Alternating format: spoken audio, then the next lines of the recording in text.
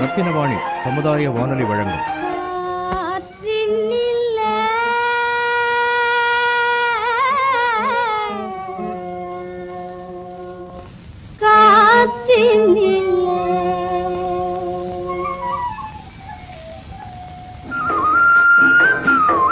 காற்றில் மிதந்து வரும் கணிதம்.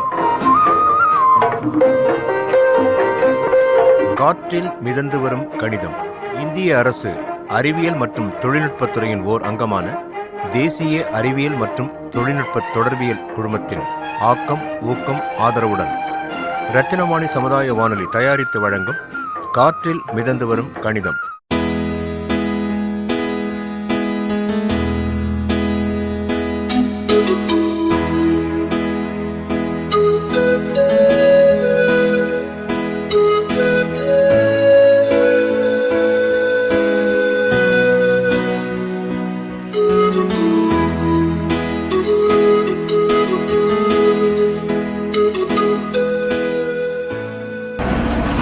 வணக்கம் நேயர்களே, இன்னைக்கு நம்ம சிட்கோ பகுதியில் ஒரு நடமாடும் இயற்கை உணவகம், அதாவது சக்தி ஃபுட்ஸ் அப்படிங்கிற ஒரு நல்ல டேஸ்டியான சிட்கோ பகுதியிலேயே இந்த ஸ்ட்ரீட்டில் நல்லா ஃபேமஸான ஒரு நடமாடும் இயற்கை உணவகத்தில் கண்ணன் சார் மீட் பண்ண போகிறோம். அவர் பார்த்தீங்கன்னா சிட்கோ தொழிலாளர்களுக்கு மதிய உணவு மட்டும் வழங்கிட்டு இருக்காரு. ரொம்ப சிறந்த முறையை வழங்கிட்டு இருக்காங்க. இவருக்கு வாடிக்கையாளர்கள் ரொம்ப அதிகமாக இருக்காங்க. அவரை பற்றியும் அவரோட குடும்பத்தை பற்றியும் அவரோட வாழ்க்கையில் கணிதத்தோட முக்கியத்தை பற்றி நம்ம பார்க்கலாம். வணக்கம் அண்ணா. என் பேர் கண்ணனுங்க.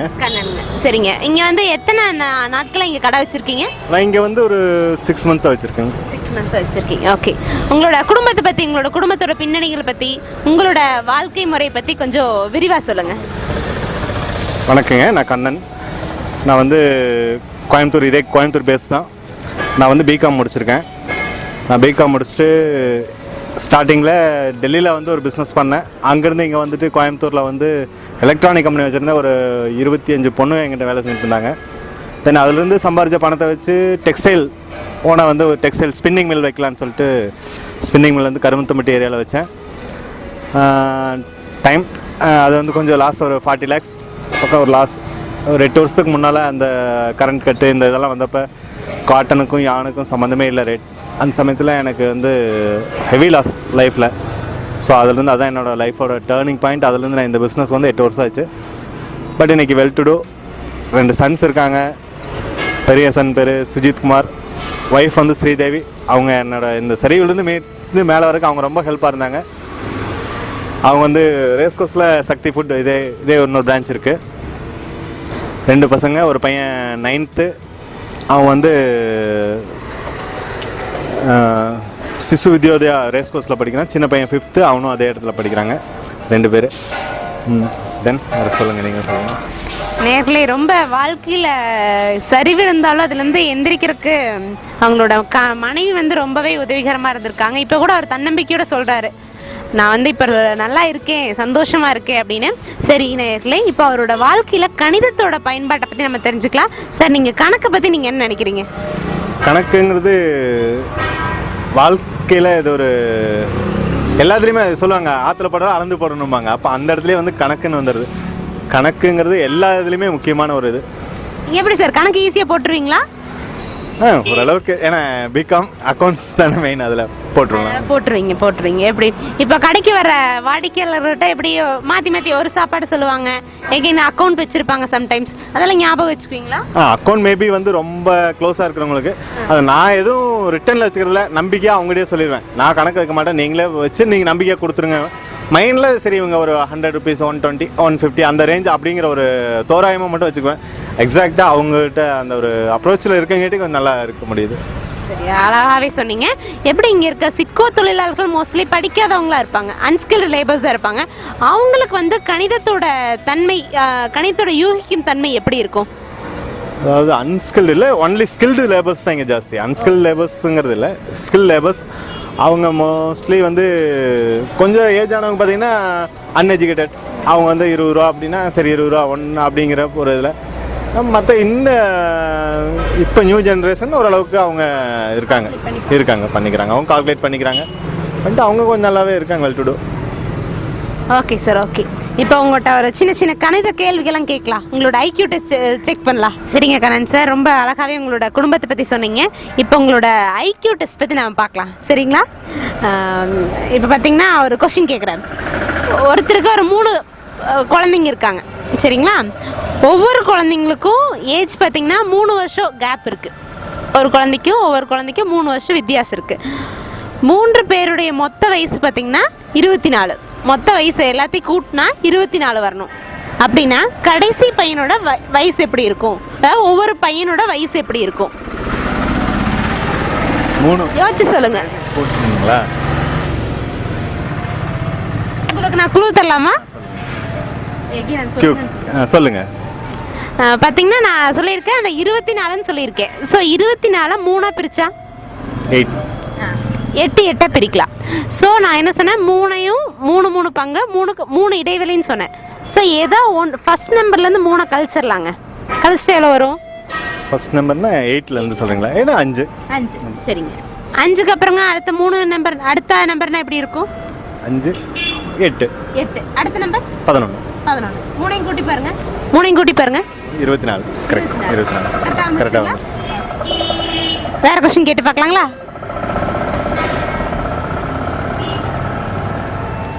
சரிங்க. ஒரு பாலு அப்படிங்கிற ஒரு பையன் பார்த்தீங்கன்னா அவங்களோட அப்பாவோட வயசுக்கு 24 வயதாகும்போது அவன் பிறந்தான். அவங்க அப்பாவுக்கு 24 அப்படிங்கும்போது அவன் வந்து பிறந்திருக்கான். அவன் தந்தையினோட வயதில் பாதியை அடைய அவனுக்கு எத்தனை வயது ஆக வேண்டும்? அவன் தந்தையின் வயதில் பாதியை அடைய அவனுக்கு எத்தனை வயதாக வேண்டும்? 24 வயசு. அப்போ 12 வயசு தான். இல்லைங்க, அப்பாவோட வயசுல அவனுக்கு பாதி ஆகும்போது அப்பாவுக்கு எவ்வளோ வயசு இருக்கும்? அப்பா அவன் பிறந்து அப்பாவோட எத்தனை வயசுலங்க? 24ங்க. 36. அப்புறம் 36னாங்க 36ல பாதி இல்லை 24. அதாவது அப்பாவுக்கு டபுள் ஆகும்போது அவனுக்கு வந்து அந்த வயசு, அப்பாவோட பாதி வயசு ஆகும்போது அவனுக்கு அந்த ஏஜாக இருக்கணும். புரியல கொஸ்டின். பாட்டு. அதாவது பாலு அவன் தந்தைக்கு 24 வயதாகும் போது பிறந்தான். அவன் தந்தையின் வயதில் பாதியை அடைய அவனுக்கு எத்தனை வயதாக வேண்டும்? பாதி அடையணும்னா 12. அவன் தந்தையின் வயதில் பாதியை அடைய எத்தனையாக வேண்டும்? அவருக்கு 24ங்க. இவனுக்கு எகெயின் இவனுக்கு பாதி வரணும்னா இவருக்கு பாதி வரும்போது இவருக்கு ஏஜ் அதிகமாகும். அவனுக்கு இவருக்கு அப்படியே டபுள் ஆகுங்களா? இவருக்கு அப்படியே டபுள் ஆகும்போது இவனுக்கு அந்த ஏஜ் வரும். இதில் பாதி தானுங்க. இப்போ 24ல் பாதி 12 ஆகணும். சரிங்க. இவருக்கு அப்போ அதிகமாகும்ல? 36 தானே ஆகும். மறுபடியும் 12 வருஷம் ஆகும்போது அப்படி இதுல இருந்து டபுள் ஆகும். அப்படியே 48. ஸோ இவனுக்கு எவ்வளோ வருங்க? 24. இவனுக்கு 24 வயசு ஆகும்போது அவருக்கு 48 வயசு ஆகும். சரிங்க. சரிங்க. அப்புறம் நீங்கள் குடும்ப கணக்குகள், அதுக்கப்புறம் உங்களோட கடையினோட வருமானம், ஏன்னா கொள்முதல் இவ்வளோ போட்டு தான், முதலீடு இவ்வளோ போட்டு தான் நீங்கள் லாபம் எடுக்க வேண்டியதாக இருக்கும். ஸோ அதை வந்து நீங்கள் எப்படி கணக்கு வச்சுப்பீங்க? இவ்வளோ ஃபார் எக்ஸாம்பிள் ஒரு 1000 ரூபாய் போட்டால் உங்களுக்கு 1500 ரூபாய் வருமா இருக்கும். ஸோ அதை எப்படி நீங்கள் கணக்கு வச்சுப்பீங்க? கணக்கு பார்ப்பீங்களா டெய்லி? எனக்கு இவ்வளோ கண்டிப்பாக கணக்கு பார்க்காம இருக்க மாட்டேன். கண்டிப்பாக பார்த்தீங்கன்னா டே டு டே அன்னைக்கு காலை ஒரு நோட் இருக்குங்க, அதிலே வச்சுருப்போம். டேட் போட்டு அன்னைக்கு கிளம்பு போட்டு இன்றைக்கி விற்பனை எவ்வளோ போட்டுருவேன். முன்னத்து நாள் ஈவினிங் வந்து பர்ச்சேஸ் பண்ணியிருப்போம். ஸோ முதல்ல விற்பனையில் போட்டு 3 பிரான்ச் இருக்குது. 3 பிரான்ச்சில் ஒவ்வொருத்தரும் பேர் போட்டு எவ்வளோன்னு போட்டுருவோம், டோட்டலாக சேல் அப்படின்னு போட்டு. தென் வந்து அடுத்தது என்னென்ன செலவு, முதல்ல ஃபியூயல், அடுத்தது பார்த்திங்கன்னா ஃபியூயல், அடுத்தது பேக்கிங் மெட்டீரியல், அப்புறம் மளிகை, அப்புறம் வெஜிடபிள்ஸ், தென் ரைஸ். அப்போ இதெல்லாம் பண்ணிட்டு அடுத்தது இதெல்லாம் அன்னன்னைக்கு பண்ணிடுவோம். அப்புறம் கேஸ்க்கு வந்து ப்ரிப்பேராக ஒன்று எடுத்து வச்சுருவோம் ஒரு அமௌண்ட் அப்படின்னு. எவ்வளோ கிலோ நம்ம அன்றைக்கி வந்து பண்ணியிருக்கோமோ குக் பண்ணியிருக்கோமோ அதுக்கு அந்த மாதிரி கேஸ்க்கு உண்டான அமௌண்ட் எடுத்து வச்சுருவோம். அதுக்கடுத்து சேலரிஸ் அவங்களுக்கு ஒர்க்கர்ஸ்க்கு அன்னன்னைக்கு கொடுத்துரும். அவங்களுக்கு சிஸ்டர் ஒன்றில் இருக்காங்க, சிஸ்டருக்கும் கொடுத்துரும். இப்போ எனக்கு ஒரு சேலரி எடுத்துக்கணும், மிஸ்ஸஸ்க்கு அவங்களுக்கு ஒரு சேலரி கொடுத்துரும். எல்லாம் அது சேலரின்னு எடுத்துகிட்டு தென் அதுக்கு பின்னால் எல்லாம் பண்ணதுக்கு போக பேலன்ஸ் எவ்வளோ இருக்குது, என்ன அமௌண்ட், அது வந்து தனியாக எடுத்து தனியாக பண்ணிடுவோம், ஆர்டி பண்ணிக்குவோம். கண்டிப்பாக அக்கௌண்டிங் கணக்கு இருந்தால் மட்டுமே வாழ்க்கையில் நிலைக்க முடியும். இல்லைன்னா என்ன வருது என்ன செலவு என்னன்னு தெரியாமையே நம்ம ஒரு இதாயிரும். மில்லு உண்மையான லாஸ் ஆனதுக்கும் அது வந்து ஒரு காரணம். என்ன அப்படின்னா மில்லில் வந்து இதில் வந்து பார்த்திங்கன்னா என்ன இருக்குது என்னங்கிறது நீங்கள் ஒரு 1 hour உட்காந்திங்கன்னா பார்த்துடலாம். ஆனால் மில்லுங்கிறது டெக்ஸ்டைலுங்கிறது அந்த கடல் மாதிரி அதில் வந்து பார்க்கவே முடியாதுங்க. ஒன்றா வந்து மில்லை வந்து நிறுத்தி ரன் அவுட் பண்ணி டோட்டலாக பண்ணிங்கன்னா மட்டும்தான் என்ன அமௌண்ட் நம்ம என்ன பண்ணணும், என்ன பர்ச்சேஸ் பண்ணிருக்கோம், என்ன மெட்டீரியல் ஃபினிஷ்டு குட்ஸ் என்ன இருக்குது என்னன்னு கண்டுபிடிக்க முடியும். ஸோ அது வந்து பெரிய ப்ராசஸ். அந்த அதாவது எப்படி ஒரு 5 ஃப்ரேம் இருக்க ஒரு சின்ன யூனிட்னாலும் ஒரு 10 lakhs பக்கம் ரா மெட்டீரியல் மட்டும் அந்த ஃப்ரேம்ஸில் இருக்கும். ஸோ அந்த இது வந்து நம்ம ஃபினிஷ் பண்ணி ரன் அவுட் பண்ணி பண்ணோம்னா மட்டும்தான் முடியும். ஸோ அக்கௌண்ட்ஸ் கணக்கு அப்படிங்கிறது வாழ்க்கையில் ரொம்பவே முக்கியம். ஸோ உங்களோட வாழ்க்கையில் அடிபட்டதுக்கு காரணம் அப்போ வந்து கணக்கு, இப்போ வந்து எழுந்ததுக்கு காரணம் கணக்குன்னு நீங்கள் சொல்கிறீங்க. கண்டிப்பாங்க, விழுந்ததுக்கும் அதே தான், இப்போ எழுந்ததுக்கும் கணக்கே தான். சரிங்க. விழுந்தும் போது நீங்கள் எந்த அக்கௌண்ட்டில் வந்து உங்களுக்கு எதனால லாஸ் ஆச்சு, எந்த கணக்கில் வந்து நீங்கள் முதலீட்டில் கணக்கு இல்லாமையா ஏதாவது ஒரு காரணம் இருக்கும், அதாவது கணக்குங்கிற அதில் கணக்கை ஹைலைட் பண்ணுற மாதிரி சொல்லுங்களேன். முதலீடு தான் மெயினாக. ஏன்னா டெக்ஸ்டைலுங்கிறது ஒரு பெரிய கடல் மாதிரிங்க. நான் வந்து இப்போ வந்து போடும்போது மெஷினரிஸ்க்கு இவ்வளோ லட்ச இருந்தால் போதும், ரா மெட்டீரியலுக்கு இவ்வளோ இருந்தால் போதும், இது ரன் ஆகி வந்துச்சுன்னா நம்ம ஃபினிஷ்டு குட்ஸ் சேல் பண்ணிடலாம், அமௌண்ட் வந்துடும், அடுத்த எக்ஸ்பென்சிவ் வந்து மீட் பண்ணிக்கலாம் அப்படிங்கிற ஒரு கால்குலேட் பண்ணேன். ஆனால் செல்லிங் ப்ரைஸஸில் இருக்க அப் அண்ட் டவுன்ஸை வந்து நான் கால்குலேட் பண்ணல. நான் எப்படி இருந்தாலும் வந்தால் உடனே ஃபினிஷ் ப்ராடக்ட்டை வந்து விற்றுடலாம் அப்படின்னு நினச்சேன். ஆனால் ஸ்டாக் பண்ணி அதை வந்து ஸ்டோரேஜ் பண்ணி கொடுங்க, ஸ்டோரேஜ் பண்ணி நம்ம சேல் பண்ணணும், அந்த மாதிரி வரணும் அப்படிங்கிறத வந்து திங்க் பண்ணாமல் விட்டுட்டேன். ஸோ ஒரு அமௌண்ட் மணி உடனே வேண்டியது தேவையாக இருக்கும்போது இமீடியட்டாக சேல் பண்ண வேண்டியதாக இருந்தது. அப்போ லோ ரேட் அதெல்லாம் பண்ண வேண்டியதாக இருந்தது. ஸோ அது கால்குலேஷன், என்னோடய கால்குலேஷன் அதில் மிகப்பெரிய தவறு. ஏன்னா ரன்னிங்க்கும் ஃபிக்ஸடு மெஷினரிஸ்க்கும் கேபிட்டல் இருந்தால் போதும்னு நினச்சேன். அதில் ஸ்டாக் பண்ணி பண்ணணும் அப்படிங்கிற கால்குலேஷனை வந்து நான் பண்ணாமல் விட்டுட்டேன். அதான் மெயின். ஓகே, உங்களோட அதுலேயும் கணக்கு இருக்குதுங்க, உங்களோட விழுதுலேயும் கணக்கு இருக்குது, அழகாக சொன்னீங்க. அப்புறம் உங்களோட இப்போ வந்து ஆர்டி டெபாசிட் போட்டிருக்குன்னு சொன்னீங்க, டெபாசிட். ஸோ அது மாதிரி மாதத்துக்கு எவ்வளோ அக்கௌண்ட், ஏன்னா நாங்கள் எப்போவுமே சேவிங் அக்கௌண்ட் பற்றி நாங்கள் சொல்லிகிட்டு இருக்கோம். இந்த காற்றில் மிதந்து வரும் கணிதம் இந்த பகுதியில் சேவிங் அக்கௌண்ட் பற்றி நாங்கள் நேயர்களுக்கு சொல்லிகிட்டு இருக்கோம். நீங்கள் வந்து எப்படி ஆர்டி அக்கௌண்ட் நீங்கள் மெயின்டைன் பண்ணுறீங்க அப்படிங்கிறது சுருக்கமாக சொல்லுங்களேன். இப்போ அது பார்த்தீங்கன்னா மினிமம், அதாவது சேலரி தனியாக எடுத்துக்கிறேங்க. மினிமம் சிஸ்டர் வண்டி ஒன்று இருக்குது, சிஸ்டர் பேசிக்கில், மிஸ்ஸஸ் பேசிக்கில் ஒன்று இருக்குது, எம் பேசிக்கில் ஒன்று இருக்குது. ஒவ்வொருத்தருக்கும் ஒரு 200 பர் டே 200 rupees வந்து ஒரு ஆர்டி மாதிரி பண்ணி சேவ் பண்ணிட்டுருக்கேங்க. பர் டேக்கு வந்து உங்களுக்கு 200 நீங்கள் சேமிப்பு தொகையை செலுத்திட்டு இருக்கேன். டோட்டலாக 600 rupees பர் டே சேவிங் மட்டும். சேவிங் அதுக்கு வட்டி தொகையெல்லாம் கணக்கு பார்த்துருக்கீங்களா? இல்லைங்க, பேங்க்கு தானே, அவங்க என்ன கொடுக்குறாங்களோ அது தானே, அது அப்படியே பண்ணிடுவோம். சரிங்க. அப்ராக்சிமேட்டாக இவ்வளோ வட்டி கொடுக்குறாங்க, எவ்வளோ மாதத்துக்கு ஒரு டைம் வட்டி உங்களுக்கு கிரெடிட் ஆகும், இவ்வளோ அமௌண்ட்டுக்கு இத்தனை ரூபா இது வரும், இத்தனை ரூபா, நீங்கள் உங்களுக்கு வந்து வட்டி கால்குலேட் பண்ண தெரியுங்களா? பண்ணலாங்க, வட்டி பண்ணிக்கலாம், வட்டி கணக்கு போடுவீங்க. இப்போ எடுத்துக்கிட்டு ஒரு சின்ன கேள்வி கேட்கலாமா வட்டி கணக்கு போடுறது? சொல்லுங்கள். இப்போ நீங்கள் என்ன சொன்னீங்க, ஒரு நாளைக்கு வந்து ஒரு தலைக்கு 200 சொல்லிட்டு ஒரு நாளைக்கு நீங்கள் 600 rupees நீங்கள் 600 வந்து நீங்கள் சேமிப்பு தொகையை செலுத்திட்டு இருக்குன்னு சொன்னீங்க. இப்போ ஒரு நாளைக்கு 600 எக்ஸாம்பிள் உங்களோட அக்கௌண்ட்டில் ஒரு மாதத்தோட முடிவில் எடுத்துக்காட்டுக்கு ஒரு 60,000 வந்து உங்களோட அக்கௌண்ட்டில் இருக்குதுன்னு வச்சுக்கலாம், சரிங்களா? 60,000. அடுத்தது இன்னொரு அடுத்த மாதம் கழிச்சு ஒரு 20,000 போடுறீங்க, உங்களோட செலவு போக ஒரு 20,000 போடுறீங்க. எகெயின் இப்போ ஜான்வரி மாதம் ஒரு 60,000, ஃபெப்ரவரி மாதம் ஒரு 20,000, அடுத்து மார்ச் மாதம் ஒரு 30,000 போடுறீங்க. இப்போ உங்களோட இருப்பு தொகை எவ்வளோங்க இருக்கும்? இருப்பு தொகை பார்த்தீங்கன்னா 110 இருக்குங்க. சரிங்க, 1,10,000 வந்து உங்களோட இருப்பு தொகையாக இருக்கும். சரி, அடுத்த மாதம் எகெயின் நீங்கள் 1,10,000 நீங்கள் ஒரு 50,000 நீங்கள் எடுத்துடுறீங்க, சரிங்களா? 50,000 உங்களோட செலவுக்காக எடுத்துறீங்க. இப்போ உங்களோட அக்கௌண்ட்டில் எவ்வளோ இருக்கும்? 60,000 இருக்கும். 60,000 வந்து உங்களோட அக்கௌண்ட்டில் இருக்கும், சரிங்க. இப்போ எகெயின் என்ன பண்ணுறீங்க, இன்னொரு 10,000 போடுறீங்க வைங்க, சரிங்களா? இன்னொரு 10,000 போட்டிங்கன்னா உங்களுக்கு 70,000 ஆயிடுச்சு. ரொம்ப அருமையாக சொன்னீங்க, 70,000 ஆயிடுச்சு. இப்போ இதுக்கு எப்படி வட்டி கணக்கு போடுவாங்க அப்படின்னு உங்களால் பேங்க்கில் எப்படி வட்டி கணக்கு போடுவாங்க சொல்ல முடியுங்களா? பேங்க்கில் வந்து அந்த டேஸில் எவ்வளோ டேஸ்க்கு என்ன அமௌண்ட் இருக்குது, இப்போது 60,000 ஜனவரியில் இருந்ததுன்னா அந்த 60,000 எத்தனை நாளைக்கு இருந்தது அதுக்கு கால்குலேட் பண்ணுவாங்க. அப்போ அடுத்து வந்து 20,000 ஆட் பண்ணுறோன்னா அப்போ 80,000 இருக்கும்போது அந்த அமௌண்ட்டுக்கு என்ன ஆன் த டேட்டில் என்ன அமௌண்ட் இருக்குது அப்படிங்கிறது அது கால்குலேட் பண்ணி அதை வந்து இது கொஞ்சம் ரொம்ப அருமையாக சொன்னீங்க. பட் இதில் ஒரு சின்ன பிழை என்னன்னா, எல்லாமே இப்படி தான் நினச்சிட்டு இருக்கோம். நம்ம அக்கௌண்ட்டில் எவ்வளோ மணி இருக்கோ அதுக்கு அவங்க வந்து வட்டி விகிதம் கொடுத்துட்டு இருக்காங்க நினச்சிட்டு இருக்காங்க. இயர் எண்டிங் அது ஒவ்வொரு பக்கம் 3 மாதத்துக்கு ஒரு டைம் கொடுப்பாங்க, ஒரு அதில் 6 மாதத்துக்கு ஒரு டைம் கொடுப்பாங்க, இன்னும் ஒரு வருடத்துக்கு ஒரு முறை கொடுப்பாங்க.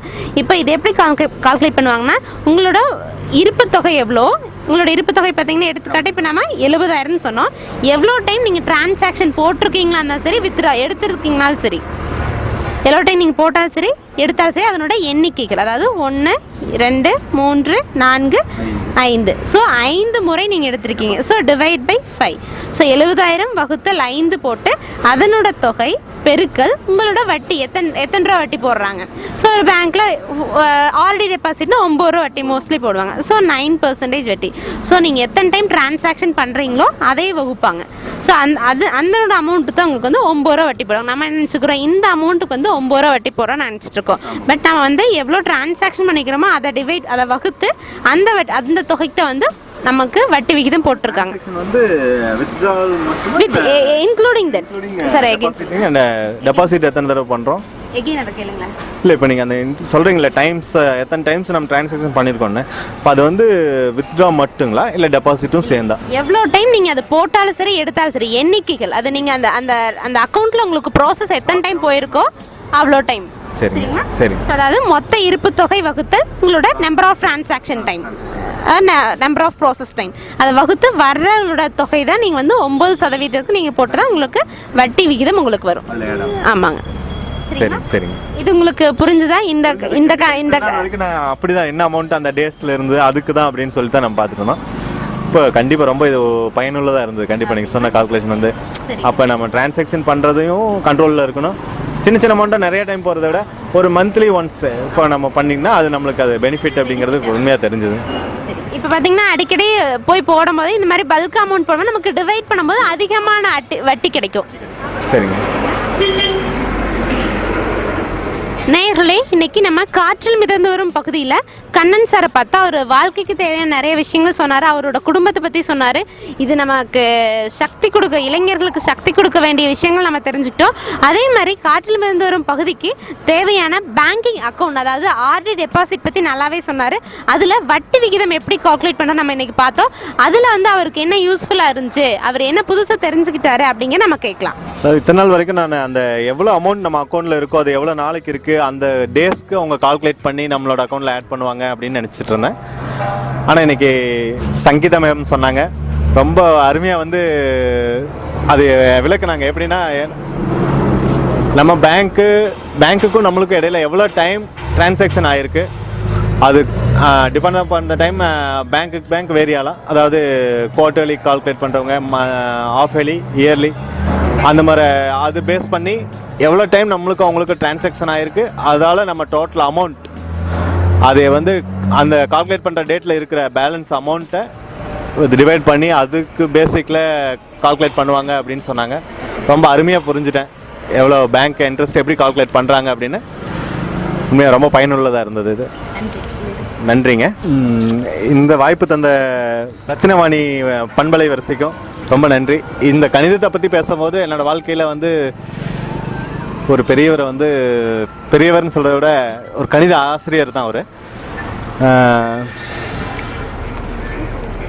தர்மராஜன் அப்படின்னு சொல்லிட்டு அசோபுரம் ஸ்கூலில் வந்து அவர் வந்து துடியலூர் அசோபுரம் பள்ளியில் வந்து அவர் தலைமை ஆசிரியராக இருந்தார். அவர் வந்து நல்லாசிரியர் விருது பெற்ற கணித ஆசிரியர். கணித புத்தகங்கள் நான் படிக்கும்போது கிட்டத்தட்ட 1989 அந்த காலகட்டத்தில் அவர் கணித புத்தகத்தை வந்து அவர் தயாரித்தார். அரசு கணித புத்தகத்தை அவர் தயாரித்த தொகுத்து அவர்கள் ஆசிரியரில் அவர் ஒருத்தராக இருந்தார். என்னோட அப்பா வந்து அவர் வந்து மற்ற பசங்களுக்கு பாடம் சொல்லி கொடுக்கும்போது பக்கத்தில் போய் உட்காந்து, அப்பா பள்ளிக்கூடத்துக்கு போல அவர் பக்கத்தில் உட்காந்து எங்கள் அப்பா படிச்சிருந்தார், கணிதத்தை பற்றி தெரிஞ்சிருந்தார். என்னையை வந்து அவர்கிட்ட தான் படிக்கணும் நீ அப்படின்னு சொல்லிட்டு அவர் இளமையில் பார்த்தது, அவரோட பண்புகள், அவரோட எப்படி சொல்லி கொடுத்தாருன்னு சொல்லி தெரிஞ்சுட்டு என்னையை கொண்டு போய் அங்கே சேர்த்தினார். அவர் ரொம்ப கண்டிப்பானவர். அவங்க மனைவி அவங்களும் ஒரு ஆசிரியர் இருந்தாங்க. அசோகரம் பெண்கள் பள்ளியில் அவங்க கலைவாணின்னு சொல்லிட்டு அவங்க மேடம். அவர் வந்து மிஸ்டர் தர்மராஜன் சார். எனக்கு ரொம்ப இன்னைக்கு வாழ்க்கையில் கணிதம் அப்படின்னாவே எனக்கு அந்த தர்மராஜன் சார் பற்றி தான் ரொம்ப ஞாபகம் வரும். அவர் எங்கே இருக்கார், எப்படி இருக்காருன்னு எனக்கு தெரில. ஆனால் அவரை நினைவு கூறுறதால சந்தோஷப்படுறேன் நான் உண்மையாக. நன்றி, வணக்கம்.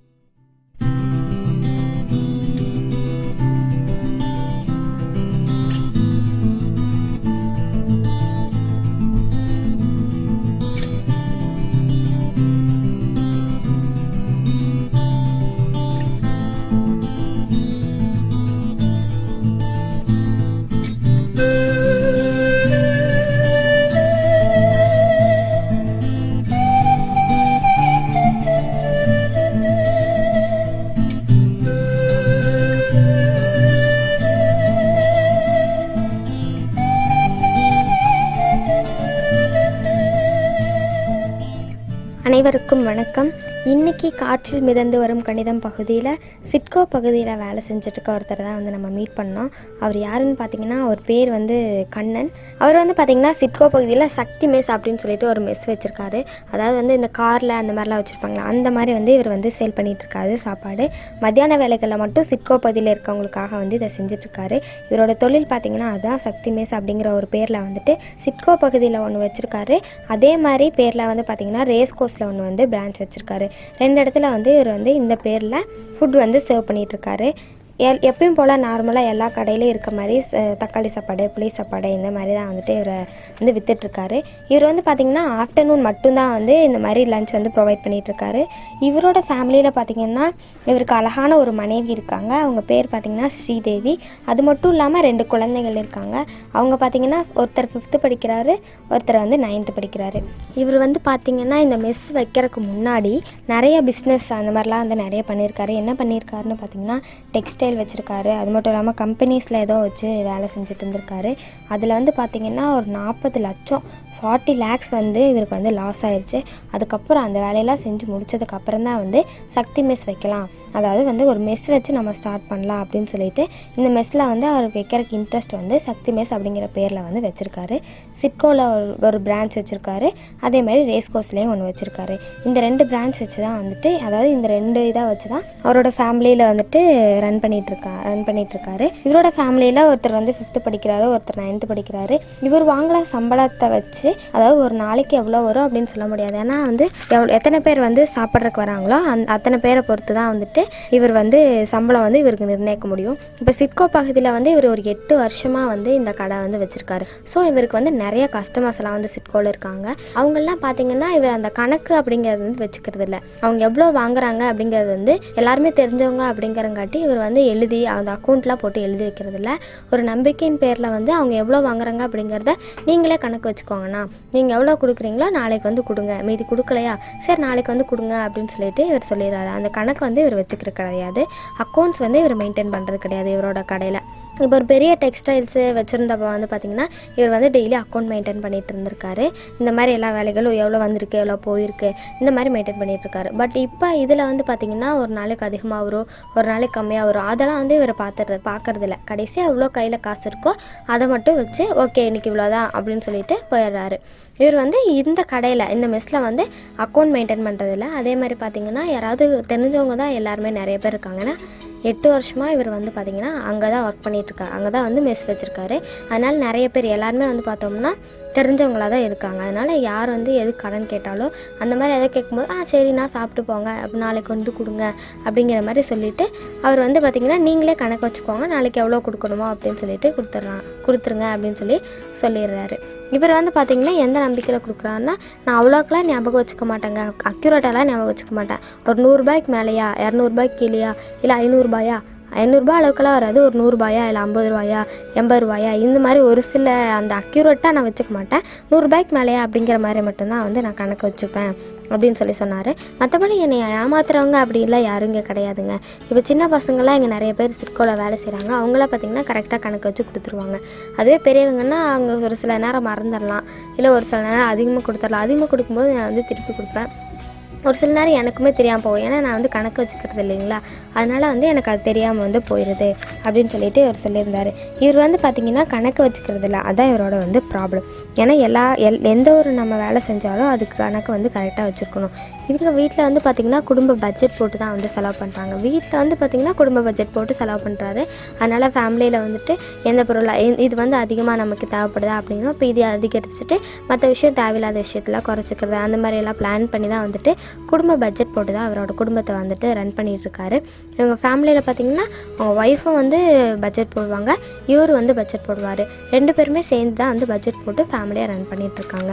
ஃபேமிலி பட்ஜெட் அப்படிங்கிறத நம்ம எல்லாருமே வந்து கண்டிப்பாக போட்டு செலவு பண்ணோம் அப்படின்னா தான் நம்மளோட வருமானத்துக்குள்ளே வந்து நம்மளால் நம்ம ஃபேமிலியை வந்து கரெக்டாக கொண்டு போக முடியும். இப்போ வந்து நம்ம ஃபேமிலி பட்ஜெட் வந்து நம்ம ஒரு சம்பளம் வந்து பார்த்திங்கன்னா ஒரு 7,000 வாங்குகிறோம் அப்படின்னா ஃபேமிலி பட்ஜெட் ஒரு 8,000க்கு போட்டோம் அப்படின்னா நமக்கு எவ்வளோ வரும்? அந்த 1,000 ரூபாய் நம்ம என்ன பண்ணணும்? 7,000 தான் நம்ம சம்பளம். ஆனால் 8,000 ரூபாய்க்கு பட்ஜெட் போட்டு வச்சுருந்தோம்னா 1,000 ரூபாய் யார்கிட்டயாவது போய் கடன் வாங்கணும், அப்புறம் அதுக்கு வட்டி கட்ட வேண்டியதாக இருக்கும். இந்த மாதிரி நிறையா ப்ராப்ளம்ஸ் எல்லாம் வரும். அப்போ நம்ம அப்படிலாம் இருக்கக்கூடாது அப்படின்னா நம்ம வருமானத்துக்குள்ளே வந்து நம்ம எப்போவுமே பட்ஜெட் போட பழகிக்கணும். அதே மாதிரி தேவையில்லாத விஷயத்துக்காக நம்ம குடும்ப பட்ஜெட் போட்டோம் அப்படின்னாலே நமக்கு தெரிஞ்சிடும் எவ்வளோ வந்து நம்ம செலவு பண்ணியிருக்கோம், எவ்வளோ வந்து நம்ம மிச்சம் பிடிக்கணும், எதுக்கு தேவையில்லாத செலவெல்லாம் பண்ணியிருக்கோம். ஓகே, இந்த தடவை வந்து இந்த விஷயத்துக்காக தேவையில்லாமல் நம்ம செலவு பண்ணியிருக்கோமா, அடுத்த தடவை இதை வந்து பண்ணக்கூடாது அப்படிங்கிறது வந்து நமக்கு தெரியும். ஃபேமிலி பட்ஜெட் போட்டோம் அப்படின்னா குடும்ப பட்ஜெட் போட்டோன்னா ஓகே இந்த விஷயத்தை இந்த தடவை வந்துட்டு நம்ம ஒமிட் பண்ணிவிட்டு நெக்ஸ்ட் டைம் வந்து இந்த விஷயத்த நம்ம பண்ண வேண்டாம், இது தேவையில்லாததுக்காக நம்ம ஒரு 1,000 ரூபாய் வேஸ்ட் பண்ணியிருக்கோம் அப்படின்னு சொல்லிட்டு அந்த 1,000 ரூபாயை வேறு எதுலையாவது நம்ம போடலாம். நம்ம கணித ஆசிரியர் வந்து இவ்வளோ நேரம் அவர் கூட பேசிகிட்டு இருந்தாங்க. அவர் வந்து பார்த்திங்கன்னா நல்லா கணக்குலலாம் வந்துட்டு கணக்கெலாம் போடுறாரு, நல்லா தான் போடுறாரு, ஞாபக சக்தியெல்லாம் நல்லாயிருக்கு. இவரோட ஐக்யூ டெஸ்ட்டை வந்து நல்லா டெஸ்ட் பண்ணாங்க, கரெக்டாக பதில் சொன்னார். கணக்குலலாம் வந்துட்டு அவ்வளோக்கு இவருக்கு வந்து ரொம்ப தெரியாது, கணக்கே தெரியாது அப்படின்னு சொல்ல முடியாது. இவர் வந்து பார்த்திங்கன்னா அக்கௌண்ட் மெயின்டைன் பண்ணுறது கிடையாது, அந்த மாதிரி வந்துட்டு பண்ணிகிட்ருக்காரு. அப்போ இவரோட வாழ்க்கையில் பார்த்திங்கன்னா அக்கௌண்ட் மெயின்டைன் பண்ணாதனால நிறையா இது வந்து செலவுகள் வந்து ஜாஸ்தியாகும். இன்றைக்கி எவ்வளோ செலவு பண்ணியிருக்கோம் அப்படிங்கிறதே இவருக்கு வந்து தெரியாது. இப்போ வந்து நம்ம எந்த ஒரு வேலை செஞ்சாலும் அதில் வந்து நம்ம வந்து நோட் பண்ணி வைக்கணும். இப்போ இன்றைக்கி வந்து நான் இவ்வளோ செலவு பண்ணியிருக்கேன். இப்போ குடும்ப பட்ஜெட் போடும்போதே பார்த்திங்கன்னா இன்றைக்கி வந்து நம்ம எவ்வளோ செலவு பண்ணியிருக்கோம் அப்படிங்கிறத வந்து நம்ம நோட் பண்ணி வைக்கணும். இந்தந்த விஷயத்துக்காக இவ்வளோ செலவு பண்ணியிருக்கேன் அப்படின்னு சொல்லி நோட் பண்ணி வச்சோம்னா கடைசியில் நம்ம எடுத்து பார்க்கும்போது பார்த்திங்கன்னா நமக்கு அது ரொம்ப ஈஸியாக இருக்கும்.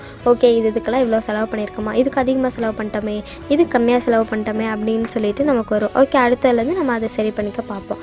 அப்போ குடும்ப பட்ஜெட் போடும்போது வந்து நம்ம எல்லா விஷயங்களையும் வந்துட்டு இவ்வளோ செலவு பண்ணியிருக்கோம் அப்படிங்கிறத நம்ம நோட் பண்ணி வைப்போம்.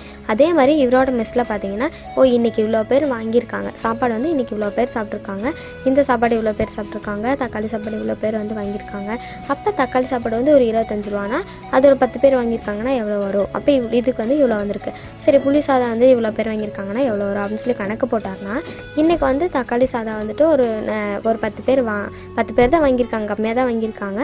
மற்றவங்களாம் பார்த்திங்கன்னா புளி சாதம் தான் அதிகமாக சாப்பிட்ருக்காங்க அப்படின்னா நாளையிலேருந்து என்ன பண்ணலான்னா புளி சாதம் வந்து நம்ம அதிகமாக செய்யலாம். இன்றைக்கி புளி சாதம் பத்தலை அப்படின்னா இன்றைக்கி புளி சாதம் வந்து சீக்கிரமாக தீந்துருச்சு, மற்ற தக்காளி சாப்பாடு தேங்காய் சாப்பாடுலாம் தீரல அப்படின்னா நாளைக்கு என்ன பண்ணலான்னா புளி சாதத்தை நம்ம அதிகமாக தயாரித்து கொண்டு வரலாம். அப்போ அதுக்கு வந்து நம்ம பட்ஜெட் போட்டு பார்த்தோம் அப்படின்னா ஓகே இன்றைக்கி இவ்வளோ பேர் சாப்பிட்ருக்காங்க, நமக்கு இவ்வளோ லாபம் வந்திருக்கு, இதில் வந்து நம்ம என்னெல்லாம் வாங்கணும், அரிசி வாங்கணும், அந்த காய்கறிகள் அதெல்லாம் வாங்கணும், தக்காளி வெங்காயம் இதெல்லாம் வாங்கணும். அப்போ இதெல்லாம் போக மீதி நமக்கு லாபம் வந்திருக்கு, எவ்வளோ வந்திருக்கு அப்படிங்கிறதுக்கு நமக்கு வந்து கணக்கு போடணும், அதாவது அக்கௌண்ட் மெயின்டைன் பண்ணணும். சரி, இன்றைக்கி வந்து நம்ம இவ்வளோ செலவு பண்ணியிருக்கோம், நம்ம லாபம் வந்து ஒரு 500 ரூபா வந்திருக்கா, ஓகே வீட்டுக்கு கொண்டு போகிறோமா, இவ்வளோ ஃபேமிலிக்கு எவ்வளோ கொடுக்குறோம், நமக்கு பெட்ரோல் செலவு அதெல்லாம் எவ்வளோ ஆகுது, இதுக்கு எல்லாத்துக்குமே பார்த்திங்கன்னா கணக்கு வந்து போட தெரிஞ்சிருக்கணும். இவர் கணக்கு வந்து தெரிஞ்சிருக்கா, ஆனால் இவர் வந்து அக்கௌண்ட் தான் வந்து மெயின்டைன் பண்ணுறதில்ல.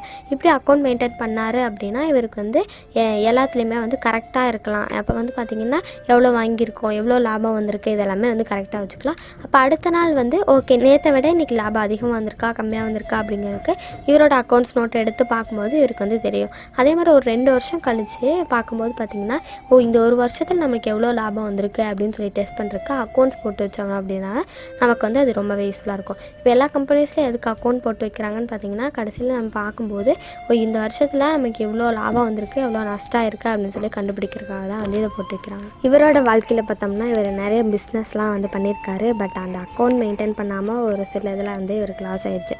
அதாவது அது கூட எவ்வளோ லாஸ் ஆச்சு அப்படிங்கிறது 40 lakhs அப்படின்னு சொன்னார். இந்த அக்கௌண்ட் மெயின்டைன் பண்ணாமல் இவர் வந்து பார்த்திங்கன்னா எவ்வளோ சேல் ஆகிருக்கு, எவ்வளோ இன்றைக்கி லாபம் வந்திருக்கு, அந்த மாதிரி அக்கௌண்ட் மெயின்டைன் பண்ணாமல் இவர் வச்சுருந்தங்காட்டி இவருக்கு வந்து ஒரு சில இதில் வந்து லாஸ் ஆகிடுச்சு. சரி, இப்போ வந்து பார்த்திங்கன்னா இவர் ஒரு மாதத்துக்கு ஒரு நாளைக்கு வந்து பார்த்திங்கன்னா ஒரு எவ்வளோ இது வரைக்கும் இன்கம் வருது அப்படிங்கிறது வந்து தெரில. ஏன்னா லஞ்ச் ப்ரொவைட் பண்ணுறாங்கன்ட்டு எவ்வளோ பேர் வந்து சாப்பிட்றாங்களோ அந்த அளவு தான் வந்துட்டு இவருக்கு வந்துட்டுருக்கு. எவ்வளோ சாப்பிட்றாங்களோ அவ்வளோ அமௌண்ட் வந்து வருது. இன்றைக்கி கம்மியாக பேர் சாப்பிட்டாங்க அப்படின்னா கம்மியாக வரும். இவர் டெய்லியும் பார்த்திங்கன்னா ஒரு மினிமமாக ஒரு 600 வந்து பர் டேக்கு 600 வந்துட்டு ஒரு 200லேருந்து 600 வரைக்கும் வந்து சேவ் பண்ணுறாரு. இவர் வந்து பார்த்திங்கன்னா ஆர்டி அக்கௌண்ட் யூஸ் பண்ணி ஆர்டி அக்கௌண்ட் அப்படிங்கிறது வந்துட்டு பார்த்திங்கன்னா ஒரு ஃபிக்ஸ்டு அமௌண்ட் வந்துட்டு நம்ம ஒரு மாதம் இல்லைன்னா டெய்லி இவர் வந்து பார்த்திங்கன்னா டெய்லி போட்டுட்ருக்காரு. ஆர்டி அக்கௌண்ட் அப்படிங்கிறது மாதம் பார்த்திங்கன்னா இப்போ நம்ம சம்பளம் வந்து ஒரு 10,000 அப்படின்னா நம்ம செலவுகள்லாம் போக 6,000 வந்து ஒரு மளிகை செலவுகள், ஒரு 2,000 வந்து மற்ற செலவுகள் போச்சு அப்படின்னா மீதி ஒரு 2,000 இருக்கும். மாதம் ஒரு 2,000 கண்டிப்பாக எனக்கு மிச்சமாச்சு அப்படின்னா நம்ம என்ன பண்ணலான்னு பார்த்திங்கன்னா ஆர்டி அக்கௌண்ட் நம்ம யூஸ் பண்ணிக்கலாம். இப்போ ஆர்டி அக்கௌண்ட் அப்படிங்கிறது என்ன அப்படிங்கிறத நான் ஃபஸ்ட்டு சொல்லிடுறேன். இப்போ ஆர்டி அக்கௌண்ட் அப்படிங்கிறது வந்து பார்த்திங்கன்னா ஒரு ஃபிக்ஸ்டு அமௌண்ட் வந்து மாதம் நம்ம கட்டுற மாதிரி இருக்கும். இப்போ மாதம் பார்த்திங்கன்னா ஒரு 2,000 அப்படின்னா 2,000 அப்படின்னா 2,000 நம்ம மாதம் இன்சூரன்ஸ் மாதிரி பே பண்ணிகிட்டே இருக்கும்போது நம்ம ஒரு நாள் பார்த்திங்கன்னா நம்மக்கிட்ட அமௌண்ட் இல்லை அப்படின்னு சொல்லிட்டு 2,000 கம்மியாகவும் நம்மளால் கட்ட முடியாது. அதே மாதிரி பார்த்திங்கன்னா 2,000 அதிகமாகவும் இந்த தடவை எங்கிட்ட ஜாஸ்தி அமௌண்ட் இருக்குது அப்படின்னு சொல்லிட்டு 2,000 அதிகமாகவும் நம்மளால் வந்து கட்ட முடியாது. மாதம் 2,000 வந்து நம்ம எடுத்து வச்சுட்டே ஆகணும். இந்த இன்சூரன்ஸ் கட்ட இப்படி மாதம் நம்ம கட்டுறோம், அதே மாதிரி மாதம் 2,000 2,000 எடுத்து வச்சுட்டே ஆகணும். அப்போ நம்ம வந்துட்டு 2,000 இல்லாமல் நம்ம ஒரு 1,000 தான் என்னால் மாதம் கட்ட முடியும் அப்படின்னா மாதம் நம்ம ஒரு 1,000 எடுத்து வச்சுட்டு கட்டிட்டு வரணும். இப்போ மாதம் வந்து ஒரு 1,000 தான் என்னால் கட்ட முடியும் அப்படின்னா மாதம் வந்து நம்ம ஒரு 1,000 வந்து பே பண்ணிகிட்டே இருக்கணும். மாதம் 1,000 பே பண்ணிவிட்டு ஒரு 2 வருஷத்துக்கு இது வந்து ஒரு ஃபிக்ஸ்டாக ஒரு டெபாசிட் மாதிரி அந்த மாதிரி கூட வச்சுக்கலாம். ஒரு 2 வருஷத்துக்கு நம்ம போட்டோம் அப்படின்னா 2 வருஷத்துக்கு மாதம் 1,000 இல்லைன்னா ஒரு 2,000 பே பண்ணிகிட்டே இருந்தோம்னா அந்த 2 வருஷம் கழித்து நம்ம அசல் கூட இப்போ ஆர்டி அக்கௌண்ட்டில் பார்த்தோம்னா 9% வரைக்கும் வந்து வட்டி எல்லா பேங்க்லேயுமே கொடுக்குறாங்க. அப்போ நம்ம அசல் கூட நம்ம போகிற அந்த 2,000 அசல் கூட அந்த 9% வட்டி வந்து நமக்கு ஆட் ஆகும். இப்போ பர்சன்டேஜ் அப்படிங்கும்போது எல்லாருமே வந்து இப்போ பேங்க்லலாம் எப்படி வட்டி கால்குலேட் பண்ணுறாங்க அப்படிங்கிறதே வந்து எனக்கு தெரியறதில்ல அப்படின்னு சொல்லுவாங்க.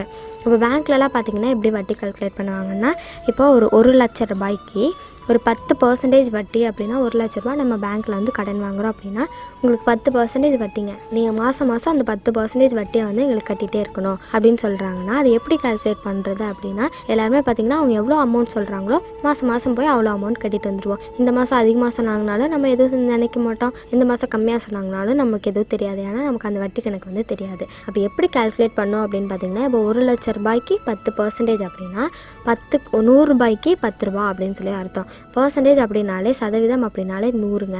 அப்போ 10% அப்படின்னா 100 ரூபாய்க்கு 10 ரூபா வட்டி அப்படின்னு சொல்லி அர்த்தம். அப்போ 100 ரூபாய்க்கு 10 ரூபா வட்டி அப்படின்னா 1,000 ரூபாய்க்கு எவ்வளோ இருக்கும், 100 ரூபா இருக்கும். அப்போ 10,000 ரூபாய்க்கு 1,000 ரூபாய் இருக்கும். அப்போ 1,00,000 ரூபாய்க்கு 10,000 இருக்கும்.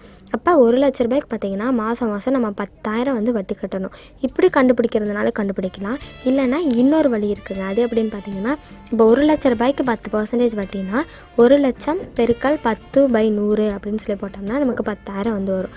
இப்படி தான் வந்து வட்டி வந்து கால்குலேட் பண்ணோம். இப்போ ஆர்டி அக்கௌண்ட்டில் சொன்ன மாதிரி 9% வட்டி கொடுக்குறாங்க.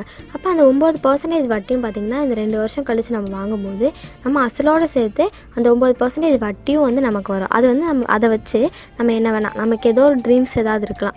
எல்லாருக்குமே வந்து நிறைய ட்ரீம்ஸ் இருக்கும். வண்டி வாங்கணும், கார் வாங்கணும், வீடு வாங்கணும், அந்த மாதிரி நிறைய ட்ரீம்ஸ் வந்து நமக்கு இருக்கும். அப்போ 2 வருஷத்துக்கு நம்ம மணியை வந்து நம்ம கொஞ்சமாக சேவ் பண்ணி வச்சோம் அப்படின்னா ஆர்டி அக்கௌண்ட்டில் போட்டு கொஞ்சமாக சேவ் பண்ணோம்னா ஒரு 2 வருஷம் கழித்து நம்மளோட ட்ரீம்ஸை வந்து நம்ம நிறைவேற்றிக்கலாம்.